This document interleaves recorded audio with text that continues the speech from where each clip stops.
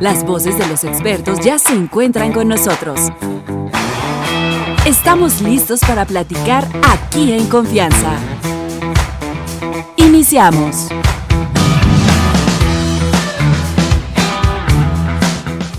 Vaginismo es el tema que va a tocar Alicia Vega el día de hoy con nosotros. ¿Cómo estás, Alicia? Muy bien, muchísimas gracias. Bienvenida, Alicia. Gracias.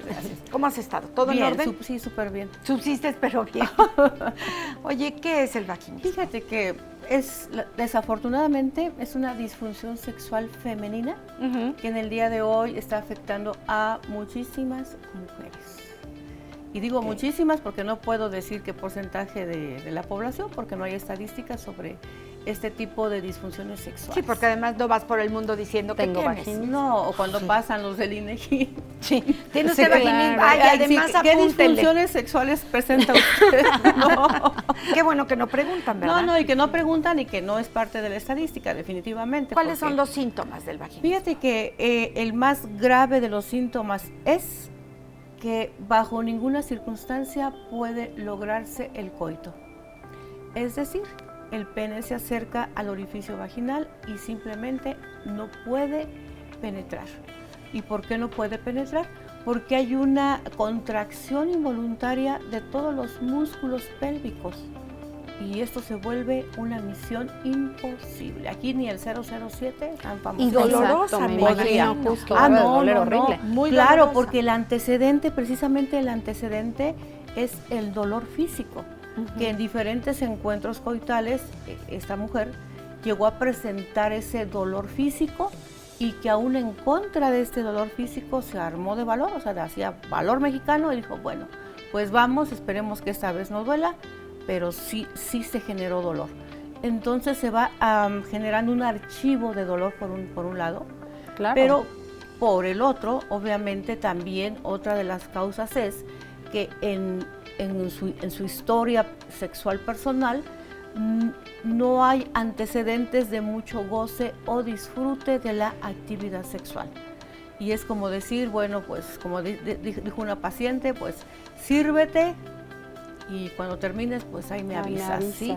Entonces, pero es ir en contra, es totalmente ir en contra de la persona, en contra de lo que ella siente, claro. En contra de lo que ella quiere, de lo que ella desea. ¿La mujer con vaginismo desde el principio tiene esta situación o puede empezar por alguna situación emocional o alguna violación, presentarse después? Tiene sus causas emocionales y sus causas físicas. Okay. Dentro de las causas emocionales pudo haber sido víctima de algún evento de violencia sexual, por ejemplo. O sea, que antes no presentaba vaginismo y después de este puede ser o incluso mujeres vírgenes que fueron víctimas de algún evento sexual, de algún evento violento sexual. Violación que generó, directamente. Puede ser una violación, que generó un trauma.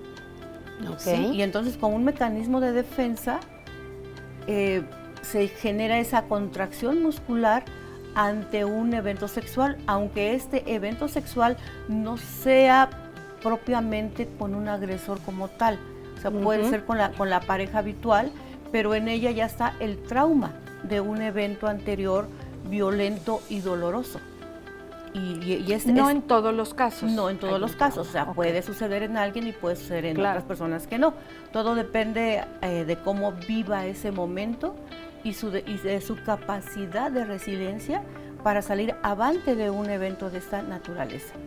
¿Sí? Mencionas que es un asunto de los músculos. Sí, a nivel físico sí, y a nivel psicológico es el trauma. Ajá. O sea, en mi profesión es todo lo que sucede en las emociones, ajá, en el aspecto psicológico, repercute en el cuerpo. O sea, el cuerpo va a manifestar lo que la boca habla, o sea, lo que no se atreve a... Lo que no se dice. Así es, definitivamente.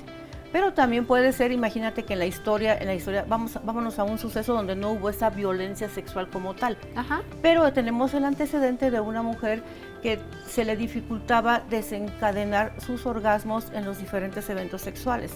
Si no hay un orgasmo, obviamente no hay un alivio al cuerpo como tal, porque para que suceda un encuentro sexual placentero como tal, o sea, que no haya ninguna dificultad para que este se lleve a cabo, la zona pélvica se irriga de sangre y esto permite facilitar el coito.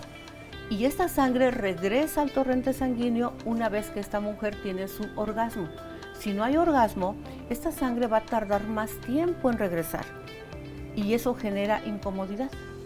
Entonces se va generando esos archivos, empiezan esos archivos de no me gusta, no lo quiero, no es doloroso, no me satisface, me genera incomodidad.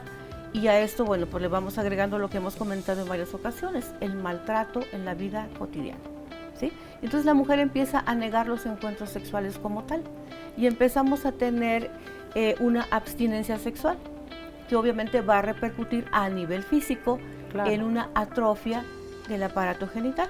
Eso es para ella. Para ella. Pero para él tampoco está muy padre. Bueno, pues claro que tampoco, definitivamente no. Pero bueno, el hombre de alguna manera... Pero estamos hablando de vaginismo. Claro, estamos hablando de las mujeres, ¿sí? Sí. Y entonces, bueno, pues todo esto va repercutiendo en la calidad de su respuesta sexual, definitivamente.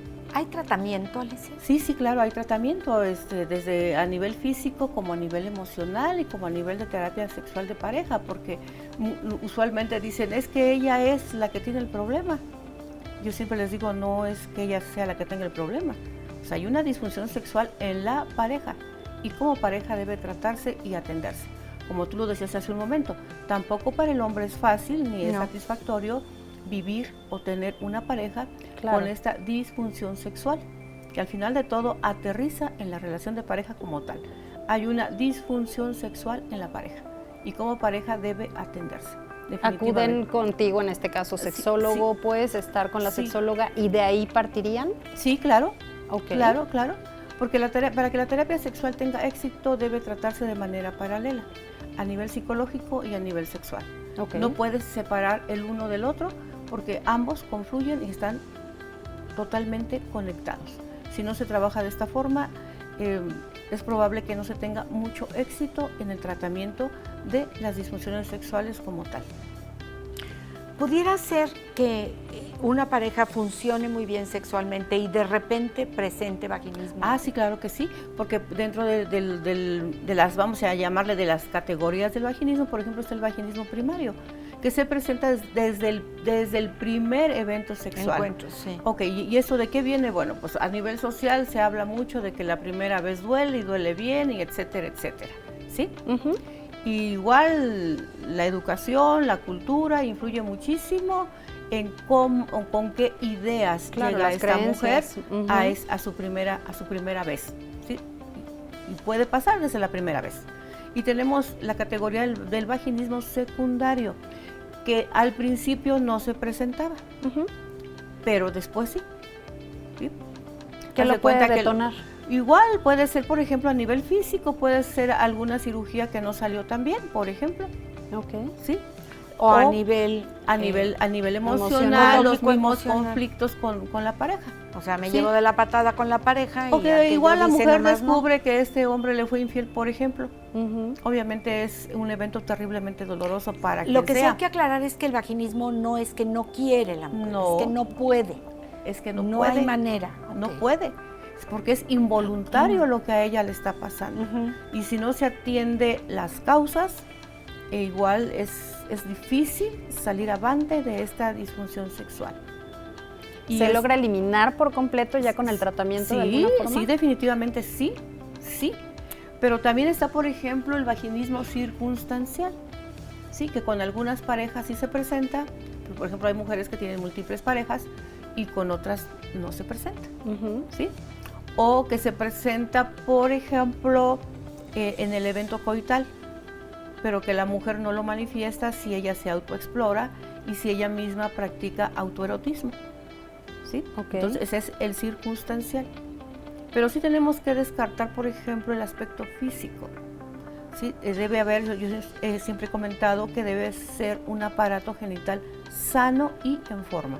Sano porque igual puede presentar, por ejemplo, una enfermedad de transmisión sexual, como el VPH, sí, que la mujer se da cuenta que lo tiene cuando ya está muy avanzado. El virus del papiloma humano. Así es.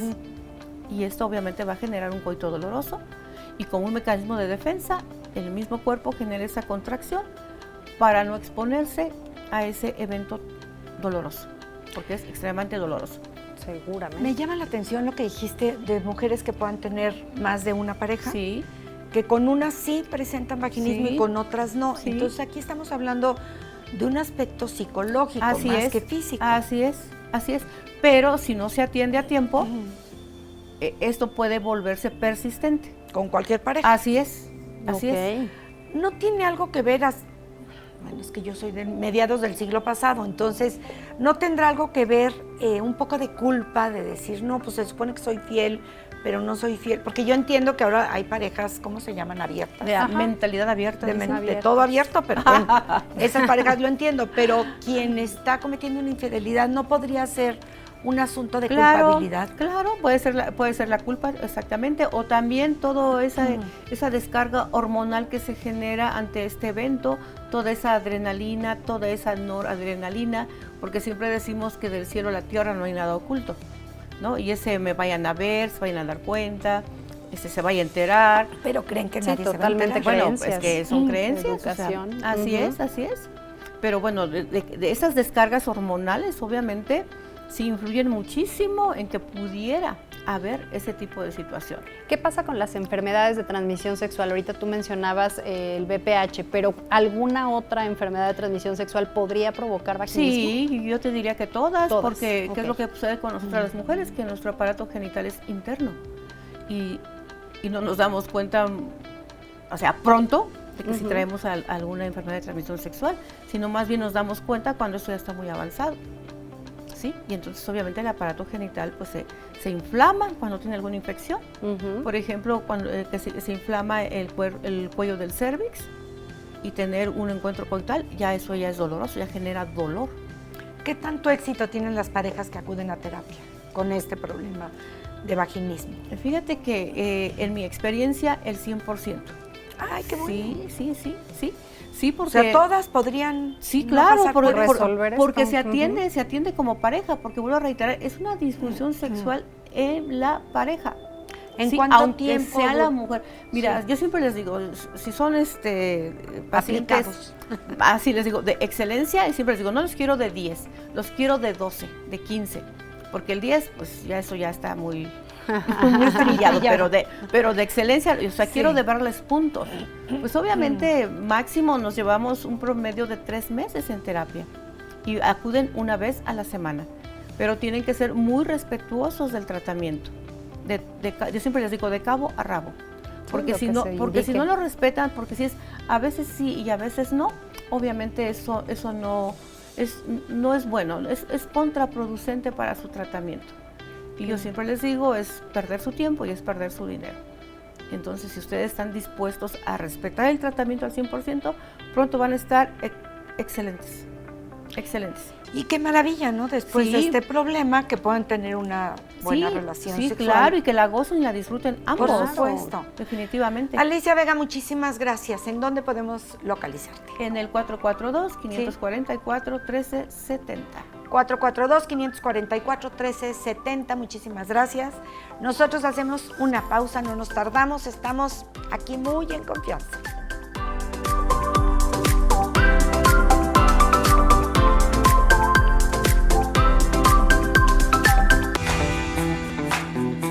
Estamos de vuelta.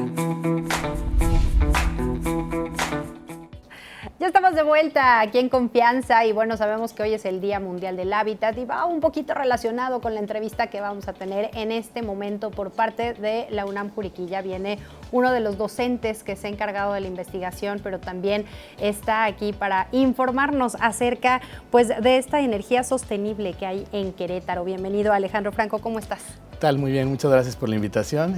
Bueno, vamos a hablar el día de hoy, responder preguntas también, entonces pues aquí estamos. Muchísimas gracias. De inicio, bueno, por parte de la UNAM Juriquilla sabemos que hay muchísimos medios en donde se enfocan a la investigación a diferentes áreas y en este en particular para el medio ambiente.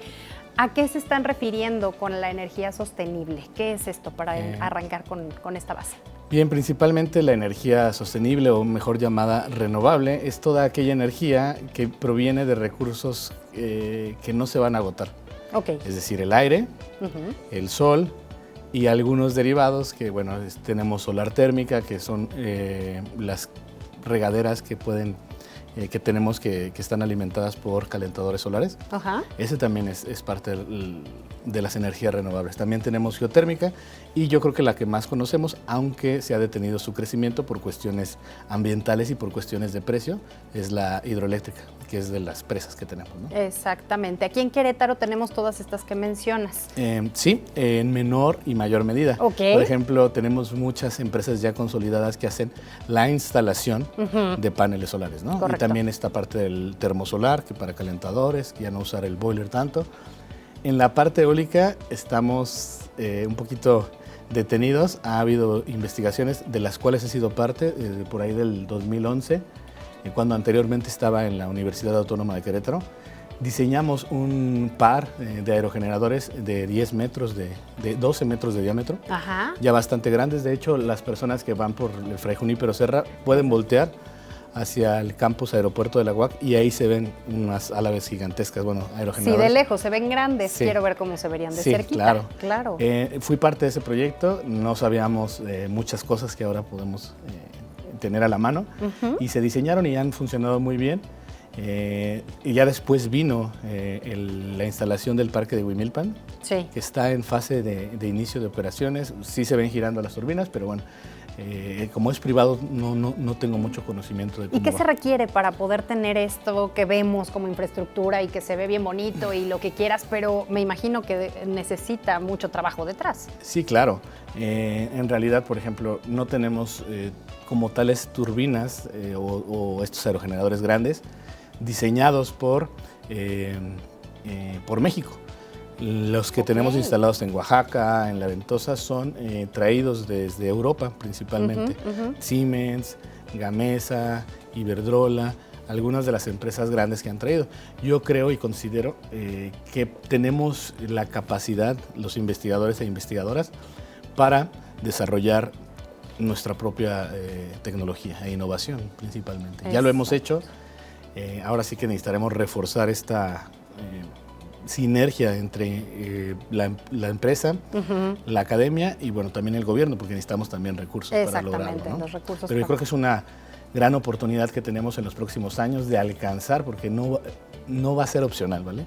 Va a ser necesario. Va a ser, sí, no va a haber otro camino más que la parte de energías renovables. Tenemos a Dinamarca, que ya se ha desconectado, Portugal, se han desconectado totalmente de la... ¿Qué pasa con la energía eléctrica? ¿Por qué está tan satanizada? ¿Por qué decimos nos va a contaminar quienes no sabemos tanto de este tipo de ciencia? ¿Qué es lo que está sucediendo? El 85% de los... alrededor del 85% de la emisión de los gases de efecto invernadero, que bueno, llámese dióxido de carbono, provienen de la generación eléctrica. Es decir, para generar usan turbinas que requieren combustible. Okay. El problema es que requieren combustibles como la gasolina. Bueno, son otros, Sí, combustóleo, por supuesto. Ajá. pero todos son fósiles. Es decir, una no nos vamos a acabar, porque no se regenera el petróleo. Recursos ya no hay. Y la otra es que pues todos los gases de efecto invernadero, o la mayoría, como te decía, el 85%, provienen de este sector. O sea, tú prendes tu televisión y no te estás gastando nada. En el día a día hay mucho que estamos nosotros contaminando con lo que estamos haciendo. Sí. Pero principalmente, por ejemplo, domésticamente no somos tan peligrosos. El 85% es de la generación eléctrica. O sea, el mismo... claro que repercutimos nosotros al consumir, ¿no? Exactamente. Va de la mano un poco. Pero va de la mano un poco, ¿no? Entonces, por eso es necesario cambiar. No vamos a desaparecer el uso de combustibles fósiles, solo lo vamos a diversificar la matriz. Es decir, que en lugar de que sea el 80% proveniente de este tipo de generación de energía eléctrica, bueno, pongamos eólica el 20%, solar el 20%, bioenergía, que es tratar todos los procesos y los desechos también. Tratar el agua y de ahí obtener gases de las bacterias que puedan funcionar como biogás, por ejemplo.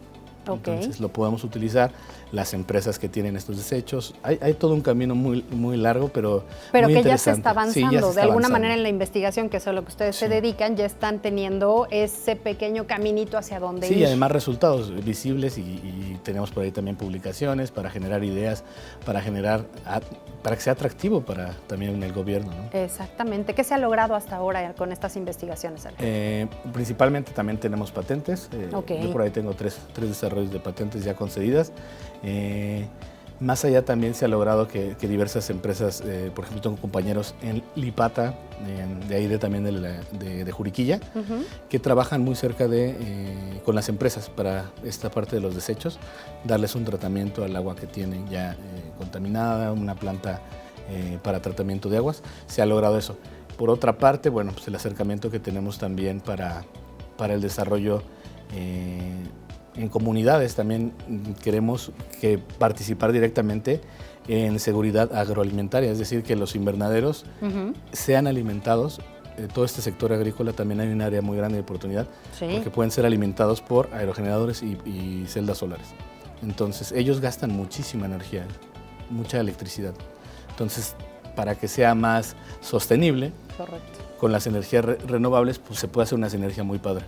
¿Actualmente la energía solar es la que mayormente se está utilizando? En México sí. Ajá. Las dos más importantes que generan más energía mundialmente es la energía eólica y la energía solar. Ok. Y según la Agencia Internacional de Energías Renovables, en su mapa, en ruta de mapa, es un documento que hace las predicciones para el 2050, nos dice que el 40% de toda la energía generada va a provenir solo de energía eólica y energía solar. Digo, aquí en México tenemos buenos vientos, no en todos lados, pero por ejemplo en Europa no tienen sol tanto. Entonces utilizan la energía, o sea, en Dinamarca, en Suecia, es impresionante ver los mares llenos de también turbinas. Y de ahí nosotros aquí en México lo que tenemos de alguna manera hay que aprovecharlo, obviamente. Claro. Ustedes con esta investigación la intención es seguir avanzando para tener los recursos económicos, por lo que entiendo, para toda la infraestructura y que se logre tener mayor pues amplitud en esta variedad de tener energía sostenible. ¿Hacia dónde nosotros como ciudadanos y que no somos investigadores y que no le entendemos mucho a esta situación, cómo poder sumarnos a lo que ustedes están haciendo? Yo creo que principalmente es cultivarnos un poquito. Quizás nosotros generamos a veces infografías, a veces reportajes. Yo creo que simplemente prestar atención para hacer un poco de conciencia, lo que requerimos como país para seguir en las vías de desarrollo que ya lo tenemos, ¿no? Lamentablemente, quienes más aportan y quien más tienen instalado ya esto de las energías renovables son los países más desarrollados, ¿no? Porque han creado esta conciencia. Yo soy partidario que los niños desde muy pequeños tienen que empaparse de esto porque ya no les va a generar algún desconocimiento, alguna inquietud. De hecho, algunos de los problemas que se han enfrentado, algunos de los proyectos muy grandes como Oaxaca, es pues el confrontamiento que tienen con las comunidades donde se van a instalar. Ya viene desde que puede haber ahí alguna controversia del uso de suelo o también porque pues les puede espantar y llevarlo a estas comunidades que quizás no les... Por falta de información. Por falta de información no les hemos también otorgado la información para que se apropien de esto, ¿no? Y pueden espantarse incluso. Como docente, ¿cómo ves estas nuevas generaciones? ¿Están más conscientes? Sí, están mucho más conscientes. De repente a veces también más asustadas, ¿no? Creo que también estamos en tiempos... más, a veces un poco más rudos en cuestión económica también. Entonces, los veo muy impulsados y muy motivados para ayudar al planeta y para estudiar más. Sí los veo como que estudian más, pero también viene la otra parte, ¿no? Hay que generar esas oportunidades porque ahora vamos a tener más gente preparada. Entonces tenemos que avanzar de un país que quizás somos muy operativos, muy manufactureros de trabajar en esa parte, a ser un país que tiene más innovación, que participan más ingenieras e ingenieros en desarrollar, diseñar. no solo en operar las máquinas. Y que evidentemente se sepan apoyados para poder lograr el siguiente paso, que en este caso pues serían después de la investigación, todo lo que lleva para pues experimentar, me imagino, a que realmente funcione. ¿Cuáles serían esos pasos después de que te surge una idea? Yo creo que esto sería lo ideal a los jóvenes que a lo mejor ahorita nos están escuchando o familiares de esos jóvenes que llegan con esas ideas locas, entre comillas, ¿no? De decir, esto se puede hacer para que podamos mejorar la energía en el mundo. ¿Qué pasos hay que seguir? Mira, tocaste un tema muy interesante. Yo también los invito a que quien esté interesado por estas temáticas, pues se acerque a la Escuela Nacional de Estudios Superiores Juriquilla. Ahí incluso yo que tengo la línea de investigación de sistemas inteligentes, muy enfocados también en eólica. Por ejemplo, estudiantes se acercan, empiezan a hacer proyectos, tienen ideas y afortunadamente tenemos infraestructura. Tenemos un túnel de viento que es de los más grandes de México. Wow, aquí en Querétaro. Sí, tenemos un túnel de viento, mide como 7 metros de largo y la cámara de pruebas es de 1.2 metros por 1.2. Entonces ya podemos escalar turbinas y probarlas. Entonces ahí los estudiantes les fascina estar ahí en el laboratorio probando, porque aparte podemos imprimir las piezas en impresoras 3D. Hacen sus diseños, se les ocurre alguna idea y lo podemos probar. Ya no tenemos que salir al campo y montar una torre, no, ahí mismo podemos hacer todo. En cuestión de días podemos probar cosas nuevas. ¡Qué maravilla, Alex! Oye, y ya una vez teniendo estas pruebas y digamos salen positivas, está todo favorable, sí está ayudando esta idea que surgió, ¿qué tendría que pasar para poder ser aprobada, tener patentes, en fin? La patente podemos hacer la investigación del estado del arte, después generar la solicitud, pero además lo que sí podemos hacer es implementar una ruta a llevarlo a escalas más grandes, ¿no? Y escalas industriales quizás. Investigar los métodos de fabricación, que ya, por ejemplo, la UAC cuando hicimos las álabes de 6 metros, ya ha avanzado mucho en la parte de cómo se fabrican estas álabes, porque son grandísimas, entonces hay procesos de fabricación que se tendrían que llevar a cabo. Pero lo que sí creo es encontrar los recursos, aplicar a convocatorias para atraer recursos y que podamos llevar a cabo pruebas más grandes. ¿Estas convocatorias cuándo surgen? ¿Cómo nos podemos enterar de ellas para justo aplicar? Principalmente es con CITEC y ahora la Secretaría, antes era CONACYT, el Consejo Nacional, pero ahora sí la Secretaría de Ciencia, Investigación y Humanidades en Ciencia y Tecnología. Entonces ya se llama CECITI, ya es una secretaría y ahí salen, normalmente se presentan las convocatorias y nosotros aplicamos. Y con estudiantes siempre vamos de la mano porque el gran trabajo que se lleva a cabo no solo es de parte de nosotros, sino también el apoyo de los estudiantes que además son muy entusiastas y tienen mucha hambre de aprender y poner en práctica lo que aprenden en el aula. Exactamente, y que bueno, quienes estén con esas ideas y esas creaciones mentales de decir esto se me ocurrió, que sepan que hay en donde los puedan escuchar, en donde se pueda dar seguimiento y sobre todo asesorías y que lo puedan llevar a la práctica en este sentido del laboratorio y todo lo que ustedes realizan en cuanto a investigación. Así es que bueno, mi querido Alex, cuéntame en dónde los encontramos para cualquier persona que esté interesada en saber de lo que ustedes han tenido de avances en las investigaciones, pero quienes se quieran sumar justo a llevar estas ideas y empezar a implementarlas. Bueno, nosotros siempre estamos muy presentes en todas nuestras redes sociales.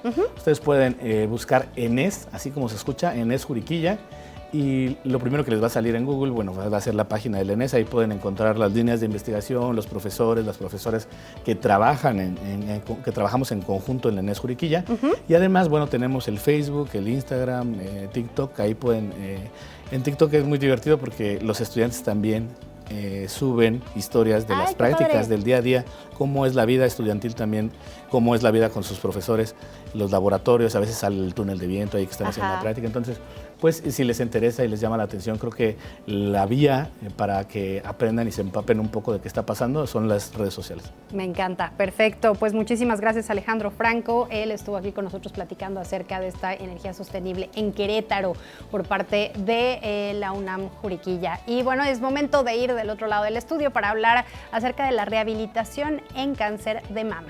Vamos para allá.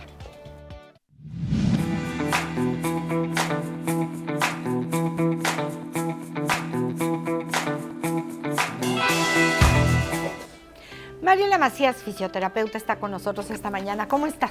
Bienvenida. Muy bien, gracias. Estoy aquí chuleando. Está lindo el vestido de Ara. Déjenme decirles a los amigos de radio que es morado obispo y tiene como capa. Tiene como capita. Tiene capita, por eso Pero está me encanta. bellísimo porque Está ahorita está precioso. el aire, de repente ya no sabes si taparte o destaparte, hace frío, hace calor y creo que es un buen Con la diseño. tapa te la puedes envolver como bufanda Ándale. para que no llegue Yo el creo aire. que en las tardes es superheroína y entonces ya trae así. Ya vengo el outfit. Sí, claro. Superman. Venga, Superwoman. Oye, Mariela, platícanos. Vamos a hablar de rehabilitación de cáncer de mama. Así es. ¿Después de qué se necesita la rehabilitación? ¿Dónde entran los fisioterapeutas? Algo súper importante que aclarar es que aquí quien comanda el barco siempre será el oncólogo clínico y el oncólogo quirúrgico o cirujano. Ok. ¿Por qué? Porque al final del día, cuando estamos hablando de una cuestión relacionada a cáncer, estamos hablando de un crecimiento de células que funcionan de manera distinta al espacio que está establecido. Normalmente, pues al ser octubre, estamos invitando a todas las mujeres a que continúen revisándose, a que vayan con su ginecólogo, con su mastólogo, que hagan justo este tipo de chequeos, de exámenes, porque dentro de este procedimiento, pues en ocasiones se requiere la resección de uno o ambos senos. Y este tipo de cicatrices nos pueden generar sobre todo limitaciones para los arcos de movilidad del hombro concretamente. Ok. Y cuando empezamos, cuando oncólogos nos dicen todo bien, podemos, ya sea que sea durante el tratamiento a veces de quimioterapia o de radioterapia, pero nunca una cuestión demasiado demandante para la paciente. ¿Por qué? Porque nuestra prioridad siempre será resolver el crecimiento tumoral y resolver o contener lo más rápido posible justamente estas células cancerígenas. ¿Esto qué hace? Que los tratamientos a veces no puedan realizarse, pues, como en el libro nos lo marcan. Bien, nos vamos adaptando mucho a la sintomatología de la paciente. Pero dentro de los objetivos terapéuticos que tenemos es pues justamente que no se limite o se limite lo menos posible el arco de movilidad del hombro y por lo tanto del brazo, que las cicatrices no se adhieran, porque son cicatrices lineales, pero luego se pegan un poquito hacia el músculo. Y entonces permiten, no más bien, incapacitan entonces desde el tórax que el hombro se mueva. Y esto a veces genera modificaciones en la postura. Ya. Y entonces hay que mover ese tejido de manera muy gentil. Trabajamos también con recuperar la sensibilidad. Hay pacientes que logran colocarse un implante de mama, entonces logramos que la piel esté en las mejores condiciones para que pueda realizarse esa operación y que la cicatriz no afecte todavía más. ¿Son ejercicios, Mariela, ejercicios y masajes también? Se trabajan técnicas manuales para la Ajá. cicatrización. Podemos colocar a veces también ventosas, las han visto. Sí, sacan el aire. Exactamente, de silicona casi siempre para evitar No justo lastimar. exactamente esta piel y mucha movilidad a lo largo de hombro, codo, manos. ¿Por qué? Porque también una de las complicaciones que sucede con el cáncer de mama cuando quitan los ganglios linfáticos es que puede generar o puede haber presencia de linfedema. ¿Qué es esto? Traduzco. Nos quitan ganglios que se dedican a justamente llevarse los desechos celulares y activar también el sistema inmune.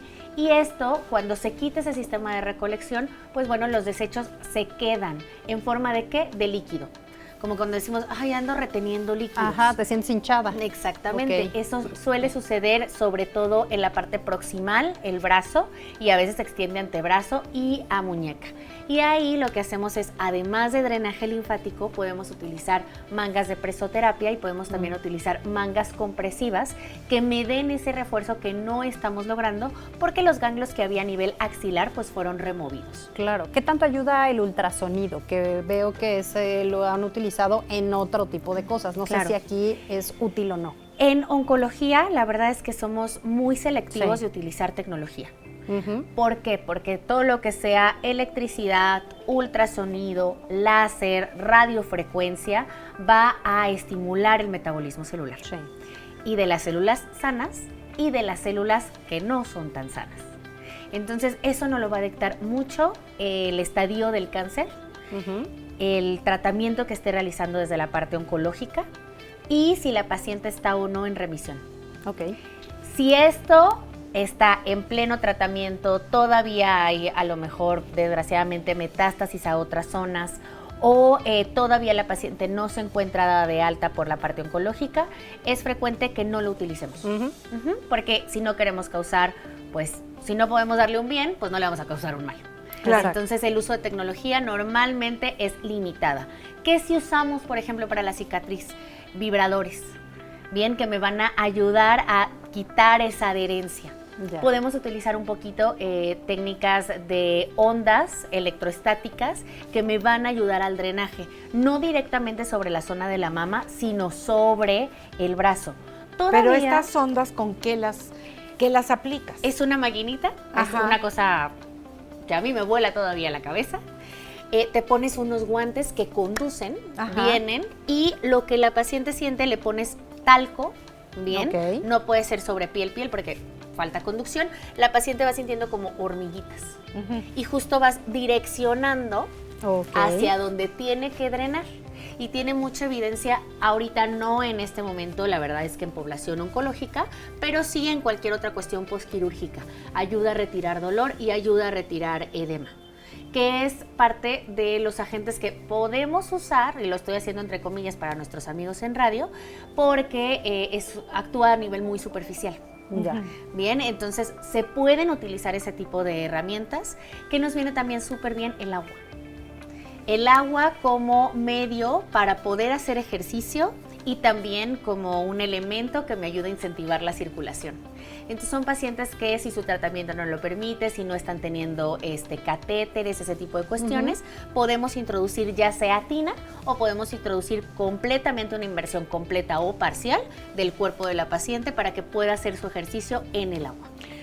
Todos estos tratamientos o ayudas, los oncólogos, médicos y oncólogos cirujanos los conocen. Ellos te indican qué es lo que debes de realizarle a la paciente. Ay, te O digo a- la verdad o la mentira. La verdad, por favor, estamos en confianza y siempre se dice la verdad aquí. No hay una comunicación, me imagino. Ya la existe en algunos espacios, no todos los oncólogos, y a ver, se entiende por qué. O sea, la prioridad es que... Ellos curan al paciente, le quitan lo que está mal, cirugía. Y la lo prioridad sea es que además necesario. el cáncer no se propague. Claro, eso claro, es que cierto. lo prioridad. entendemos perfectamente. Sí. Eso es cierto. Ya hay oncólogos de primera generación, o más bien de generaciones más actuales, que ya entienden el concepto de equipo multidisciplinario. O sea, los más jóvenes, los chavos. Hay también oncólogos de otras generaciones que lo empiezan a implementar porque ven la efectividad y ven Exacto. cómo la paciente sale adelante, pero la realidad es que, por ejemplo, nuestros servicios de salud pública todavía no se realizan, ¿no? Sí, esta parte sigue siendo pues un privilegio, pero si usted puede y lamentablemente está pasando por esto, sepa que hay espacios ya, hay fisioterapeutas ya formados desde la parte oncológica que solo se dedican a trabajar con pacientes oncológicos. Pero a nivel particular, sigue Sí, siendo. por ahora sí. Estamos platicando de la recuperación a través de la fisioterapia de cáncer de mama.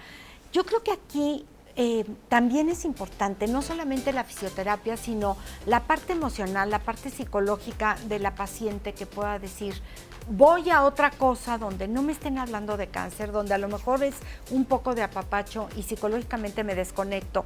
¿Esto lo has notado con tus pacientes? ¿Funciona un poco?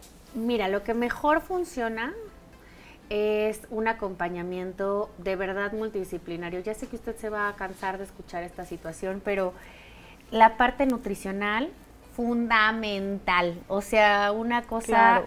inamovible, de verdad no negociable, ¿no? Suplementación, alimentación, que sí, que no, sobre todo cuando hay una adaptación a procesos médicos como la quimio, como la radio, como la inmuno, que modifican también las papilas gustativas. O sea, Sí. pareciera una cosa loquísima, pero sí hay una modificación de la misma. Y el requerimiento que necesita el cuerpo a nivel nutricional es otra cosa, ¿no? Acompañamiento psicológico, pero también en grupo, ¿no? Familiar. Pares, sobre Pares. todo. Conocer gente que Que esté también... pasando por la misma situación. Claro, porque Claro. No te hace sentir sola en este somos muy proceso. malos en la contención y decimos, ay, te entiendo. No, No, la pero verdad luego es te que dicen, no si es se eso. te ofrece algo, aquí estoy, me avisas. Me avisas. No te va a avisar un enfermo de lo que sea.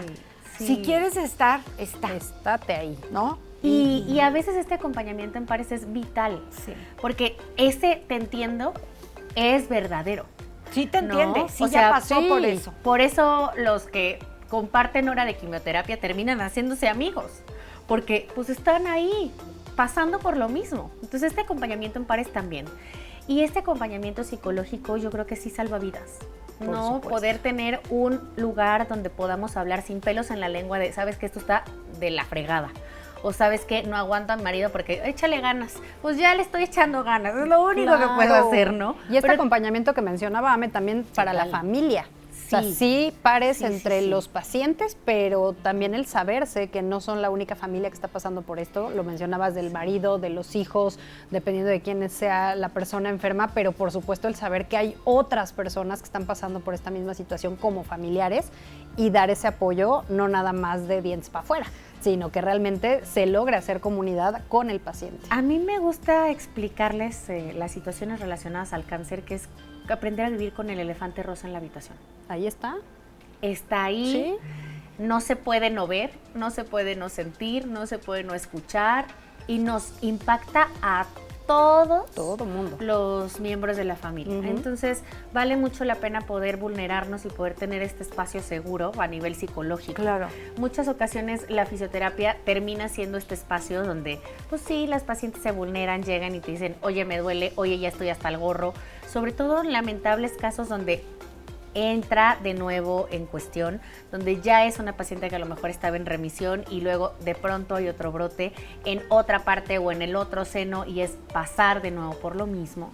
Y se vale decir, ya no quiero, se vale decir, estoy cansada, se vale Claro. decir, estoy hasta, o sea, ya no estoy hasta el tope, sino ya Más me para rebasó. arriba. Sí, claro. Y se vale tener esos días, porque es reconocimiento emocional. Se vale que ha habido pacientes que de plano me dicen, hoy no tengo ganas de hacer nada, no quiero hacer nada. Y bueno, uno como profesional aprende a negociar, la verdad es que sí lo hacemos, aprendemos a negociar, Claro. pero también aprendemos a entender. A escuchar. A entender y Ujú. escuchar y a empatizar y a intentar acompañar desde el lugar más profesional y más amoroso que podemos Claro. y entender la necesidad de hoy.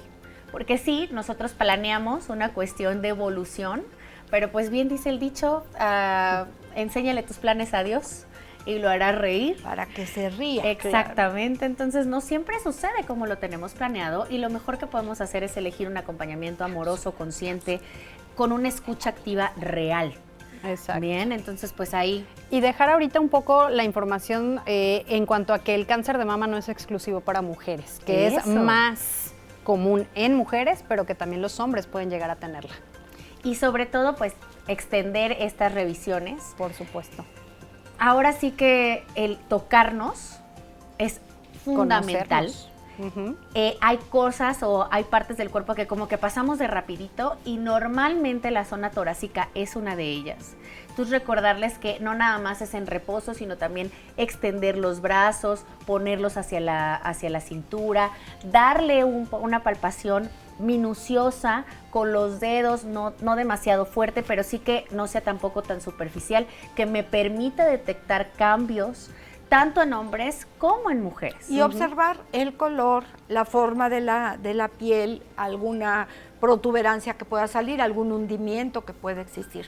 Mariela, muchísimas gracias. ¿En dónde podemos contactar? Claro que sí, me pueden encontrar en la Torre Médica del Sur número 2 en Colinas del Cimatario.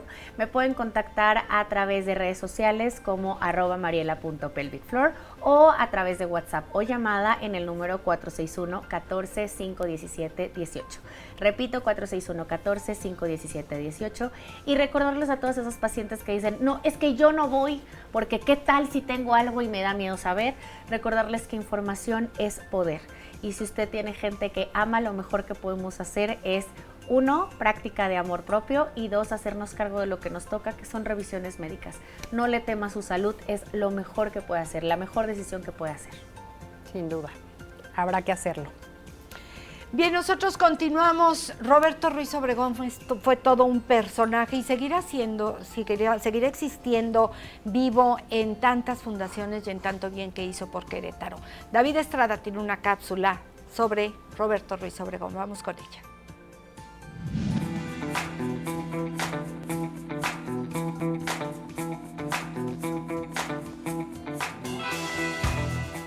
En esta ocasión vamos a hablar de un personaje icónico de la historia y de la industria en Querétaro. Me refiero a don Roberto Ruiz Obregón, cuyo nombre es sinónimo de uno de los productos y de una de las bebidas más conocidas en todo el mundo. Me refiero a la Coca-Cola, y esta es su vida. Don Roberto Ruiz Obregón es un personaje imprescindible en el Querétaro del siglo XX. Nació en Amealco el 3 de junio de 1904, siendo hijo menor del matrimonio formado por Federico Ruiz Obregón y Cruz Obregón Ocaña.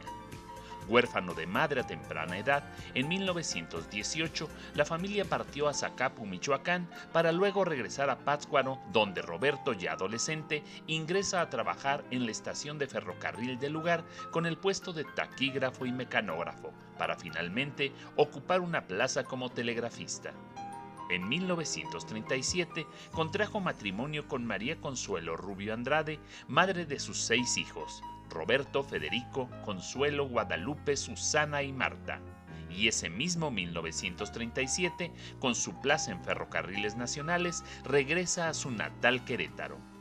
Creada los primeros años del siglo XX por Federico Ruiz y sus hijos Roberto y Sara Ruiz Obregón, La Victoria era una industria familiar que en sus inicios trabajaba con pequeñas máquinas de pedales que embotellaban las bebidas gaseosas en las tradicionales botellas de canica, contando para su proceso de elaboración y distribución con apenas 5 empleados. A finales de la década de los 30, don Federico y su hijo Roberto conocieron por primera vez en la Ciudad de México un producto nuevo que entonces solo se distribuía en las ciudades de Tampico, Guadalajara y la propia capital del país. Su aspecto era singular, totalmente oscuro, diferente pero delicioso. Se trataba del refresco Coca-Cola. Con innata y singular visión empresarial, el joven amealcense de apenas 33 años de edad decidió adquirir la franquicia y embotellar el producto en el pequeño negocio familiar, obteniendo inicialmente el permiso para distribuir el refresco. El 1 de mayo de 1945, en los últimos meses de la Segunda Guerra Mundial, por medio de la Escritura Pública 481, se constituyó legalmente una de las más emblemáticas empresas queretanas, La Victoria. 6 meses más tarde, después de comprar en Nueva York un equipo usado para embotellar 24 botellas por minuto y ampliar su plantilla a 20 trabajadores, Ruiz Obregón firma como embotellador con Coca-Cola, el más importante contrato de su vida. En 1948, durante el boom industrial y comercial que experimentó Querétaro, Roberto Ruiz Obregón decide construir en la esquina de las calles de Ribera del Río y Allende unas nuevas instalaciones para su embotelladora. Y a partir de los años 60, con la idea de cubrir oportunamente la demanda del consumidor, construirá una nueva planta embotelladora por década. En 1971, la embotelladora La Victoria de Avenida Constituyentes. En 1980, embotelladora San Juan en San Juan del Río. Y en 1990, Refrescos Victoria del Centro en la Avenida 5 de Febrero. Tratar de biografiar a don Roberto Ruiz Obregón implica abordar su perfil filántropo, benefactor y de ciudadano ejemplar. Basta recordar que en 1973, con un grupo de empresarios locales, contribuyó significativamente para que el TEC de Monterrey se instalara en Querétaro, donando parte de los terrenos que ocupa, así como su cafetería y biblioteca.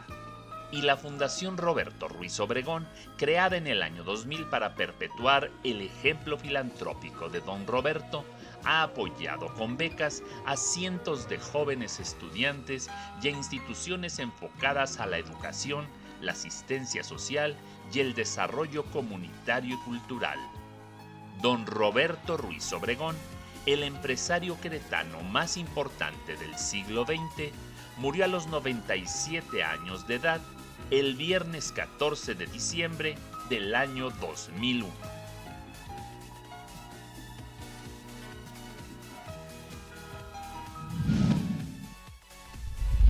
Una breve síntesis de una vida dedicada al trabajo. es la vida de don Roberto Ruiz Obregón. Nuestro reconocimiento para él. Mi nombre es David Estrada. Nos vemos la semana que entra.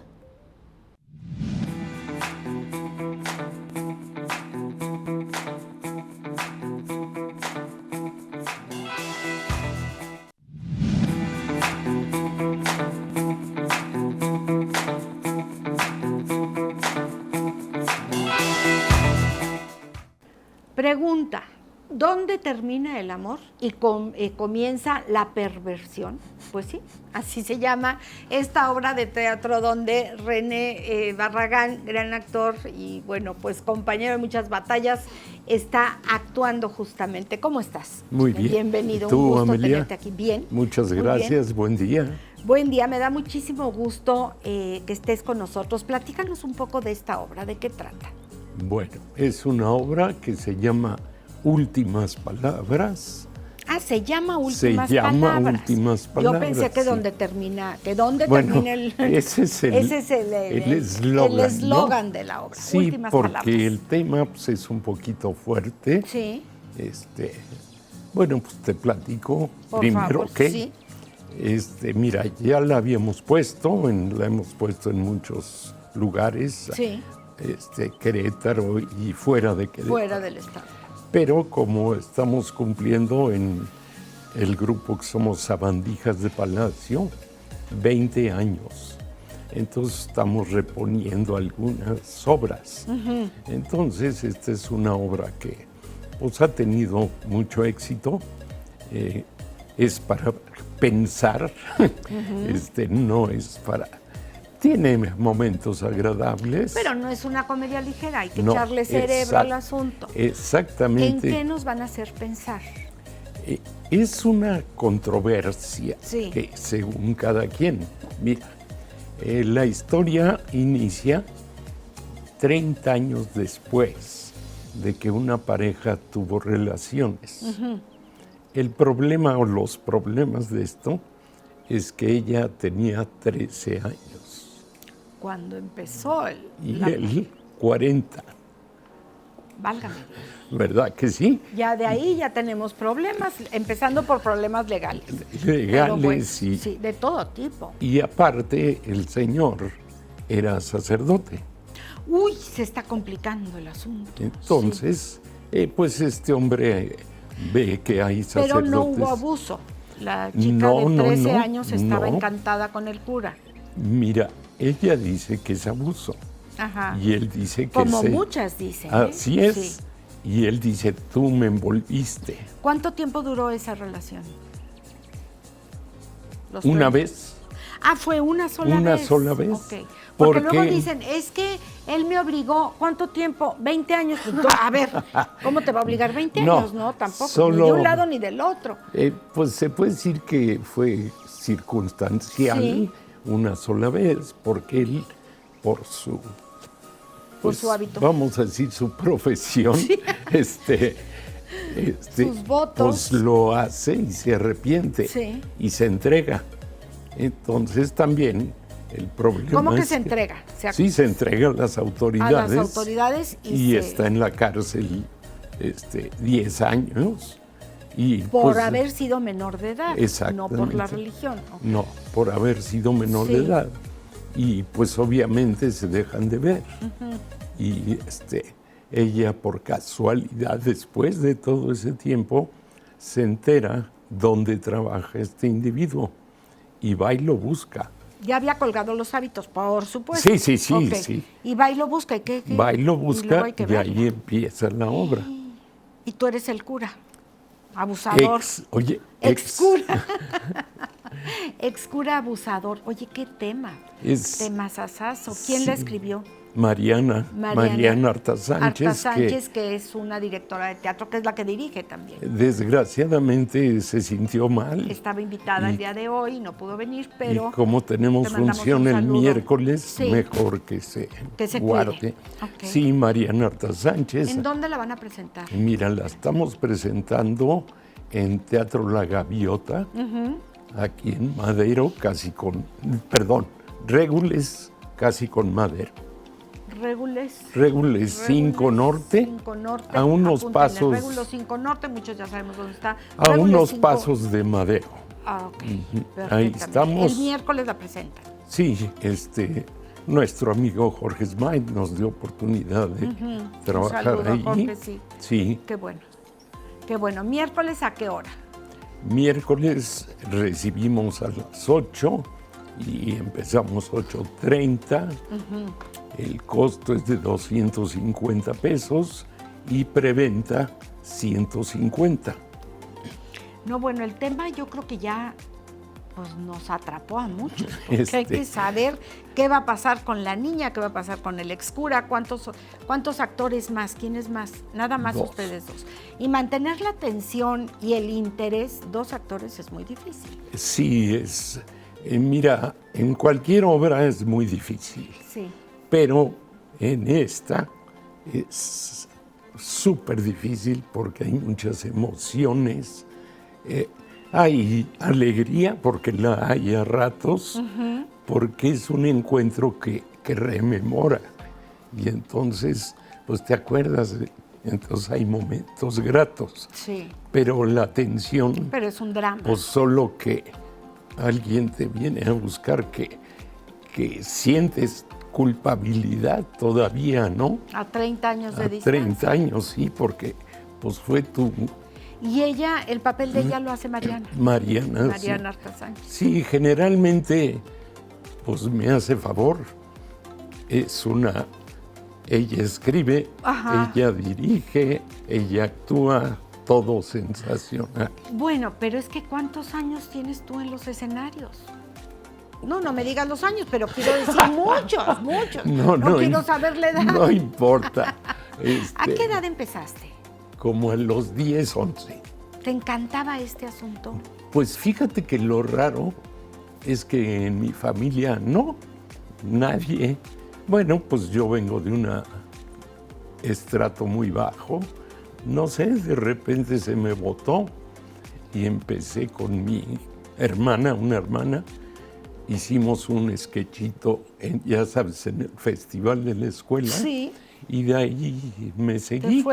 Y fueron muchos años de, pues a veces estudiando y no se podía, pero colarte a cursos y pues cuando no hay dinero, pues sacrificar y irte a la locación que había grabación. ¿En dónde naciste? En México, en el DF, sí. Y todo esto fue en la hoy sede Ciudad de México. Así es, y todo eso hasta hace 34 años. CDMX. Y allá, pues, te digo, pues a ver si te escogían como extra, había que estirar el cuello. ¿Árbol 1, árbol 2? Así nosotros decimos de piedra 34. De piedra 34, sí. Entonces, pues cursos, todo eso, y empecé, y muchos años trabajé para el Seguro Social. El Seguro Social le dio mucho ímpetu a la cultura. Me acuerdo que era la señora Griselda Álvarez, claro, de Colima, claro. Primera gobernadora mujer de México. Sí, Griselda ella Álvarez. le dio mucho impulso y pues... Es que necesitábamos y seguimos necesitando espacios para la cultura. Claro, y ya desde aquel entonces el Seguro Social tenía varios teatros, entonces se ponía una obra y era hacíamos como itinerante, iban temporadas de teatro en cada teatro. Entre ellas Querétaro, porque yo creo que ya no, existía en el de el Querétaro, DF nada más en el DF. Los Okay. distintos teatros, no sé cuántos serán. Muchos, no sé yo tampoco la No, cantidad en la pero Ciudad de México, íbamos pero ahí son por muchos. la Villa, Sí. a Reforma. Y después de eso ya traían muchas obras al Teatro del Seguro Social aquí de Querétaro. Sí, a lo sí. mejor ya no te tocó esa No, época. porque yo ya, bueno, en cierto modo te digo, tengo 34 años aquí. Llegué y pues fui a parar a Cómicos de la Legua. Ahí estuve Los grandes cómicos. como 13 años. Sí. Y he trabajado con varios. Que se hace una gran familia en los Cómicos de la Legua. Sí. cómicos, estuve en Corral de Comedias, he trabajado con Edgar Woto, Mariana, pues casi siempre. Y Sí, la mayoría de los escenarios en Querétaro los has pisado y con gran éxito, toda sí, una carrera. Pues afortunadamente sí. Mira, la ventaja que tenemos en Sabandijas es que Mariana escribe. Entonces, porque en la actualidad, por ejemplo, hace muchos años, cuando yo estaba en Cómicos, pues con el brete de que éramos WAC y cómicos, y no había tanta cerrazón de autores. Ahora es bastante problema. O sea, el problema es quién escribe. Están faltando escritores de obras de teatro. Ahora sí están forzando que pagues pues, lo que les corresponde, que es muy correcto, ¿no? Claro. Y con Mariana tenemos la ventaja que ella escribe, de que ella escribe. Y escribe muy bien. No. Bueno, le da rienda suelta a la pluma, es maravillosa, y es Mariana fabulosa, Sánchez. ¿Qué te puedo decir? No, bueno, el tema, yo dije, no, pues sí, un señor de 40 o de cuántos tenía, 40 y la chavita de 13, hasta ahí ya era todo el tema y luego lo acaba de complicar con que era cura el hombre. Así es. Sí. O sea, interesante, porque yo creo que para los escritores se les complica hoy en día que todo lo queremos inmediato y entretenme rápido y mantener la atención del público. Tiene su chiste para escribir. Sí. Porque si no te aburres y sacas el celular y cosa que no lo hagan, por favor. Es una falta de respeto espantosa. Sí. No vayas al teatro. Si vas a estar chateando, no vayas al teatro, amigo. Y ¿sabes qué? Te decía al principio, controversial. Porque tú la ves, espero que nos acompañes. Me va a encantar estar ahí con ustedes. Y tú tienes tu opinión. Sí. Y cada uno tiene su opinión. Y te llega de manera diferente. Sí, claro. Es como cuando lees un libro o ves una película que hay quien le fascina, otra no le entendió, otra dice que está horrible. Cada quien se va haciendo su opinión. La primera temporada hacíamos un debate de preguntas. Sí. Y era increíble cómo pues cada quien piensa diferente. Es que así es el arte finalmente, ¿no? Sí. El que me digas una obra pictórica, una escultura. O sea, ¿qué te dice a ti una pintura? Primero, quién sé qué le dijo al pintor, pero luego lo que tú ves es de acuerdo a tu historia. Sí. Y lo que yo puedo ver es de acuerdo a la mía. Entonces, es que a menos que sea muy obvio lo que estás viendo, no un atardecer, no hay manera. Pero estas obras abstractas, a cada quien le dice algo. Sobre todo, ¿sabes qué? A mí me gusta este tipo, porque lo que mencionabas, no es ir a jajaja y ya me voy y no pasó nada. No, esto es un problema muy fuerte de relaciones personales, relaciones humanas, y tiene sus ángulos. Además que la autora, Mariana, no se lo sacó precisamente de la manga. Pasan cosas y a veces la realidad supera la imaginación. Claro, ¿no? que entonces, sí. Yo conozco un caso y entonces, bueno, no, pues ahí están. Fíjate que en la primera temporada la trabajábamos con el público en dos lados y estábamos a veces tan cerca del público como estoy contigo. Entonces, cuando esa es la maravilla de los teatros en Querétaro. Sí, entonces estoy en la escena y, por ejemplo, para nosotros, para mí era terrible que estoy en la escena y la señora o señorita de atrás, bueno, quizá ya no señorita, no sabemos, está llorando y te parte el alma.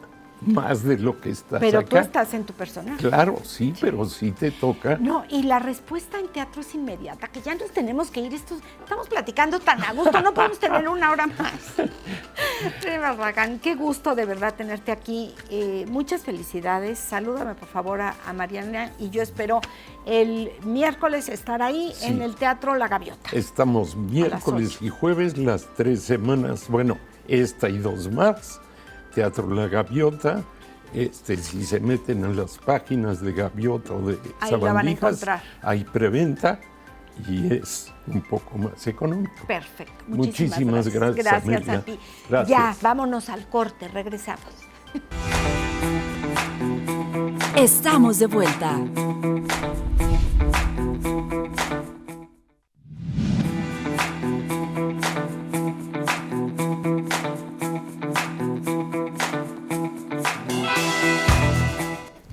Las epidemias en la Nueva España es el tema que va a tocar Jaime Zúñiga Burgos, el cronista del estado de Querétaro. ¿Cómo estás, Jaime? Bienvenido. Muy bien, Ara. Perdón, Bienvenido. Qué bueno que estás aquí con nosotros. ¿Y de qué epidemias estamos hablando? Bueno, las epidemias, los que nos importaron los europeos. Ajá. La más tremenda fue la viruela y aquí en Querétaro se sufrió. Comentábamos la vez anterior de que ya cuando se conquistó como pueblo de indios Querétaro, Sí. se habían padecido 3 epidemias muy serias. Y con el paso del tiempo, Diego de Tapia le da a su hija lo que eran sus bienes, porque antes no podía heredar la mujer. Se va de monja y al convento le deja todos los bienes Diego de Tapia, el Molino Colorado. Empiezan a construir la primera parte del convento de Santa Clara, las monjas más ricas del centro de la Nueva España, y allí empiezan a construir con adobe unos cuartos que sería el hospital. El primer hospital que hubo aquí en Querétaro, que se llamó el Hospital de la Limpia Concepción, Nuestra Señora de la Limpia Concepción. ¿De qué año estamos hablando? Estamos hablando a finales de los años 600. ¿En qué Wow. siglo? A finales de los 600. Ok. Querétaro apenas se había conquistado, apenas se estaba repartiendo las tierras, llegaban los españoles en el 1650, empezaron a llegar ya los europeos, los peninsulares, y entonces en ese hospital improvisado, digámosle hospital porque no había ese concepto todavía, ahí pasa un personaje que incluso después tuvo un hospital para enfermedades de tipo nervioso. Bernardino Álvarez pasa por Querétaro. Él venía ya de regreso de Perú porque había sido desterrado. Estando a punto de embarcarse a Acapulco, lo destierran porque, según las crónicas, era un calavera, un tipo que llegó muy joven y se dedicó a una vida disipada. Ok. Mujeres Entonces, y demás. acabaron por correrlo borracho, mujeriego, de todo lo que se Pedro imagina. Infante en sus películas, sí. Así es. Ok. Entonces lo corren de la Nueva España y estando en Acapulco, él se escapa para Perú. Y en Perú, aquel joven que aquí lo corrieron por la vida que llevaba, allá se convierte en religioso y empieza a hacer una gran fortuna, porque en Perú con las minas de oro y todo esto hace una gran fortuna. Y cuando él ya regresa a México, ya no lo podían correr porque ya era sacerdote, entonces pasa en su camino por Querétaro y visita lo que era el improvisado, este hospitalito, y deja una aportación para que el hospital de Nuestra Señora de la Limpia Concepción se empezara a construir. Este hospital está donde ahora está el Museo del Arte Sacro. Ahí empezó a crecer, lo empezaron a enriquecer con un templo, el templo que está frente a la Marquesa, exactamente. Viene una etapa en que este hospital empieza a atender indígenas nada más. En los años 700 ya atendía españoles. Aquí era al revés, en otros atendían españoles y luego a los indígenas, ¿no? No, aquí en Querétaro fue diferente. Pero las reseñas que hay con las epidemias, la viruela, sobre todo el cólera, el tifo, hubo muchas epidemias aquí, que había brotes, pero brotes tremendos desde la llegada de los españoles. Es que las crónicas dicen que los cadáveres se acumulaban en la esquina, lo que era la calle Real, que después fue 5 de Mayo y ahora es Madero, con Allende. Imagínate lo insalubre de esos tiempos, lo que estás respirando simplemente. Exacto. Y las monjitas que estaban ahí se quejaban con las autoridades porque los apremiaban porque los miasmas, en aquella época se pensaba que las enfermedades se transmitían por los miasmas, que los respirabas y te enfermabas. En algunas no estarían muy equivocados, pero en este caso pues, era muy diferente. La viruela pues, era por el contacto.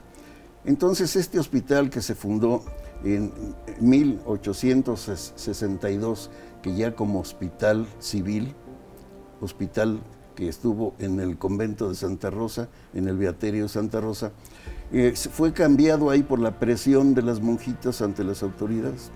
Lo sacan a las orillas de la ciudad, hasta lo que había sido el Beaterio de Santa Rosa de Viterbo. ¿Por el tema del contagio o por qué lo sacan? Por los contagios, por la insalubridad, por la proximidad, claro, por la cercanía, la proximidad todos. con las monjas. Sí. Las monjas eran muy poderosas. Entonces las monjas frente al hospital tenían los locutorios. El locutorio es donde llegaban los familiares y a través de un velo, de una puerta, hablaban con las monjas de clausura. Ajá. Y ahí enfrente llegaban a visitarles y estaba el tiradero los de cadáveres, los cuales transportaban con el carretón de la basura, se los llevaban a la fosa común.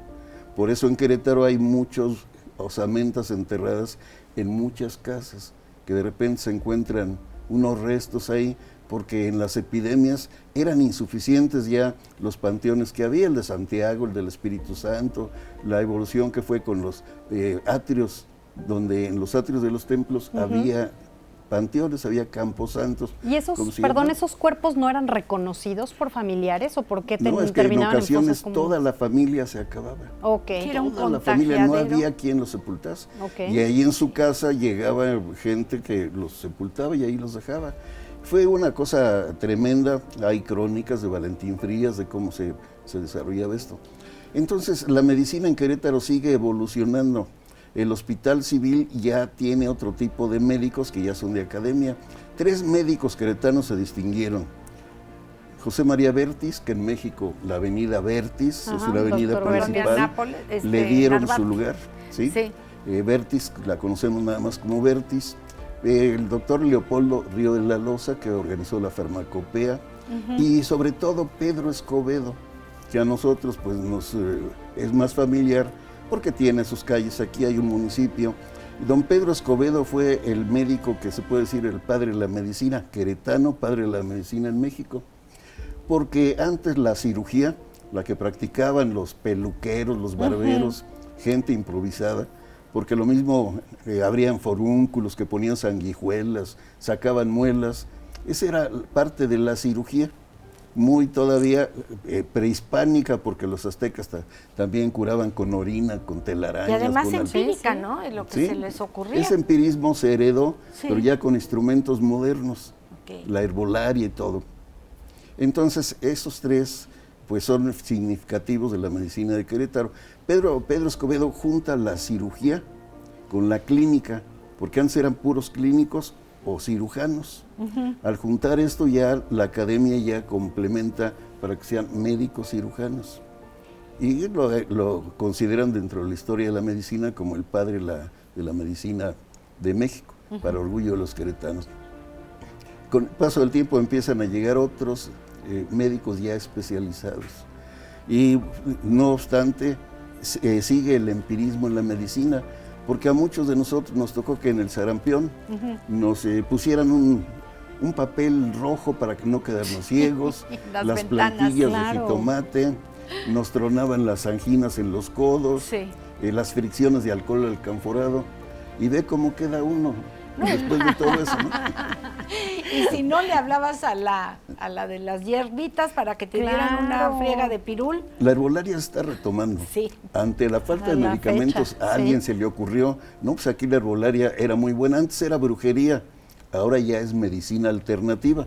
Van cambiando y con la terminología y con el discurso, pues quieren cambiar eso.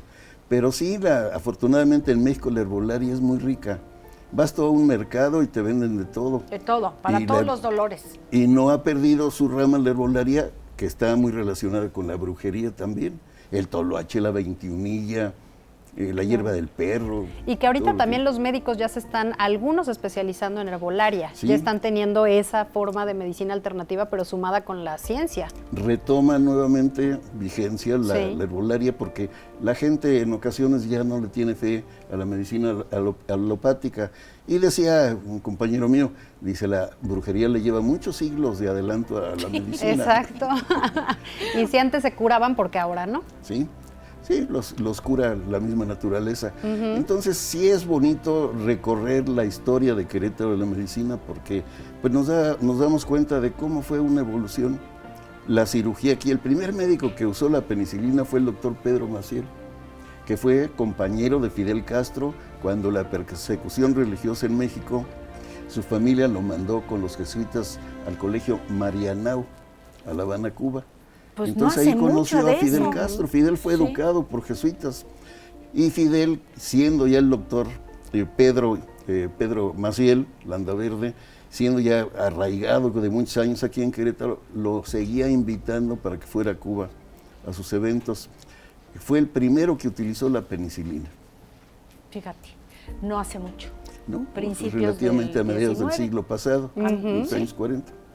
Qué barbaridad, y hay mucho más que conocer de esto de la medicina, la historia de la medicina y la historia de las enfermedades en Querétaro de aquellos tiempos. Llegaron. Jaime Zúñiga, muchísimas gracias. Como siempre, un placer tenerte aquí. Muchas gracias, Sara. Muchas gracias a ti, Jaime. Gracias. Estamos de vuelta. Igualmente para todos ustedes que nos sintonizaron desde las 8:30 de la mañana en radio, en televisión y por supuesto también vía streaming en www.rtq.mx. Recordarles que también a nosotras nos encuentran en redes sociales. Mi querida Amelia Cove la encuentran como En Confianza con Amelia y a una servidora como Ara Rangel Oficial. Instagram, Facebook y nuestros canales de YouTube a su disposición. Arrancando semana con todo, mi querida Ame, que disfrutes de este lunes. Muchísimas gracias a todo el equipo que se la rifaron, porque aparte ayer ahí estuvieron en el maratón, desde las 4:30 llegaron, 5 de la mañana, ¿verdad? Sí. Es que es a las 4, es que a esa hora no hay tráfico, por eso se les citó tan temprano. Gracias, tenemos un equipazo en RTQ, sin duda alguna. Yo los espero mañana, 8:30 de la mañana, pero de verdad que les deseo que tengan toda la actitud para que esta semana la puedan disfrutar, hacer lo que tienen que hacer, pero de todas maneras disfrútenla plenamente, aún con chamba o con lo que sea necesario. Mañana 8:30 de la mañana para seguir platicando aquí en Confianza. Gracias por tu sintonía. Te esperamos muy pronto para seguir platicando aquí en Confianza. Hasta pronto.